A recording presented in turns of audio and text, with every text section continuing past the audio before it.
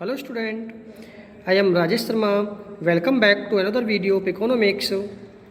देखिए स्टूडेंट, आज हम आपको कराएंगे पेज नंबर 64 से, जो आपकी बुक है अभिनव प्रकाशन की इकोनॉमिक्स की, पेज नंबर 64 से कराएंगे आपको मांग के नियम की क्रियाशीलता के कारण। जो आपका टॉपिक चल रहा है स्टूडेंट पिछले कुछ लास्ट 2 या 3 वीडियो से, लॉ ऑफ डिमांड यानी कि मांग का नियम। तो मांग के नियम में मैंने कुछ टॉपिक्स आपको करा दिए हैं, जैसे मांग का नियम क्या है, मांग के नियम की मान्यताएं, या मांग का नियम किन किन स्थितियों में लागू होता है, और चित्र के द्वारा या उदाहरण के द्वारा भी मैंने मांग के नियम को एक्सप्लेन किया है।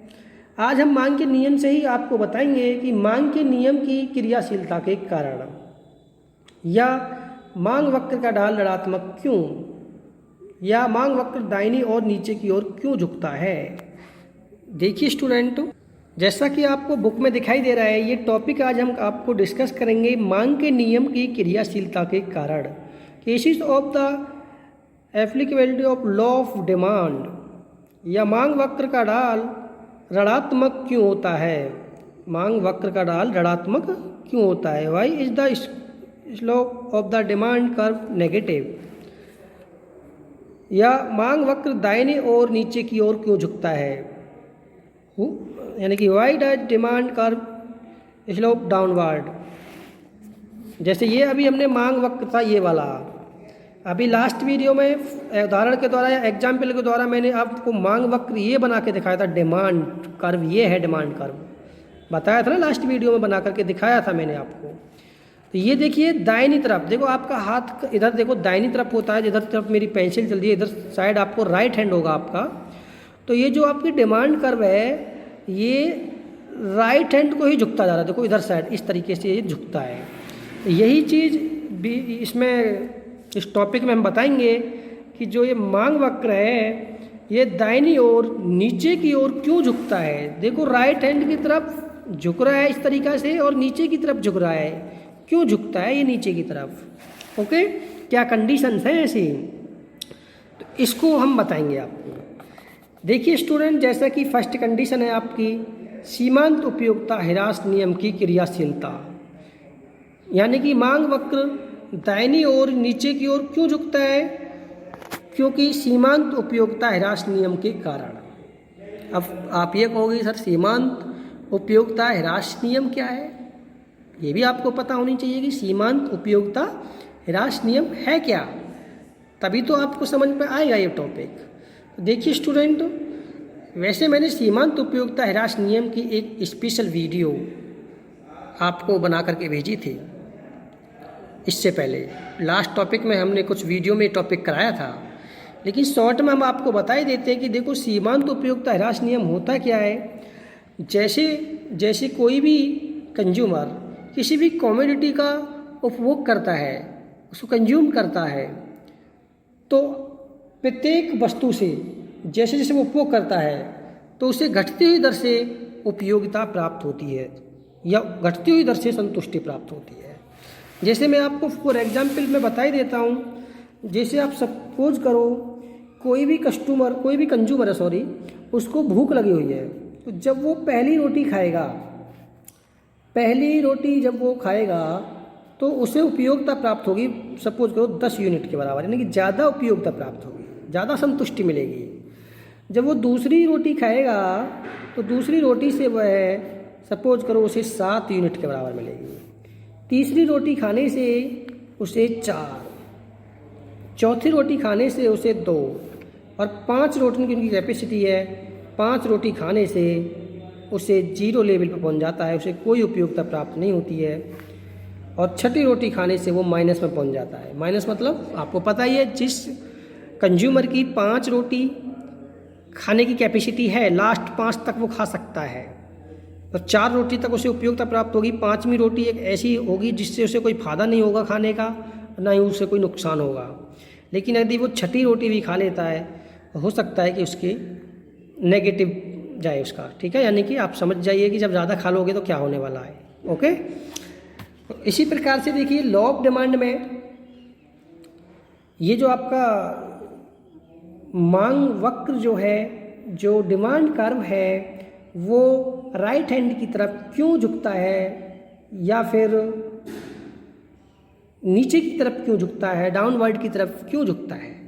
वो इसीलिए, जैसा कि एक पॉइंट बताया कि सीमांत उपयोगिता ह्रास नियम की क्रियाशीलता के कारण, कि जैसे जैसे हम कोई भी कंज्यूमर जैसे जैसे एक यूनिट का उपभोग करता है तो उसे अगली यूनिट से घटती हुई उपयोगिता प्राप्त होती है। देखो, घटती हुई उपयोगिता प्राप्त हो रही है, इस तरीक़ा से घटती हुई उपयोगिता प्राप्त हो रही है।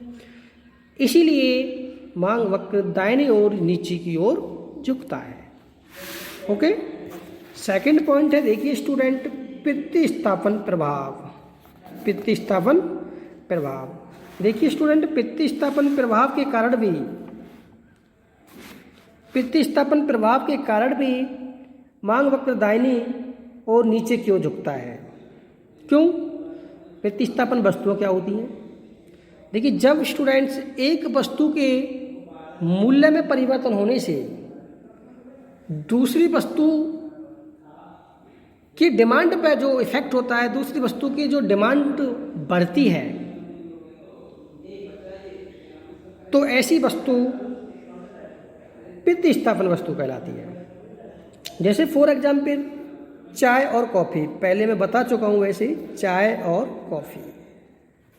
चाय और कॉफ़ी एक दूसरे के प्रतिस्थापन वस्तुएं हैं। देखिए स्टूडेंट, कुछ कंज्यूमर ऐसे होते हैं जो चाय भी पी लेते हैं और कॉफ़ी भी पी लेते हैं। चाय मिलती है 5 रुपये की और कॉफ़ी मिलती है पहले 8 रुपये की। अब चाय की कीमत बढ़ गई 2 रुपये, चाय की कीमत बढ़ गई 7 रुपये हो गई और कॉफ़ी की कीमत 8 रुपये ही है। उसकी कॉफ़ी की कीमत में कोई परिवर्तन नहीं हुआ है। तो ऐसी स्थिति में क्या होगा, कॉफ़ी की जो डिमांड है वो बढ़ जाएगी। अब तुम ये कहोगे सर कॉफ़ी की डिमांड कैसे बढ़ जाएगी?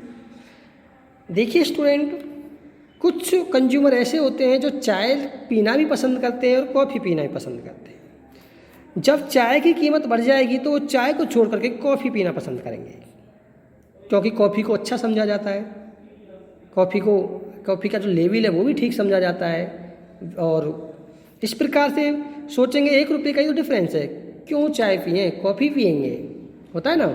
तो ऐसे इस प्रकार से प्रतिस्थापन प्रभाव के कारण भी, यानी कि जो आपके एक जो वस्तुएं होती हैं प्रतिस्थापन, उसके कारण भी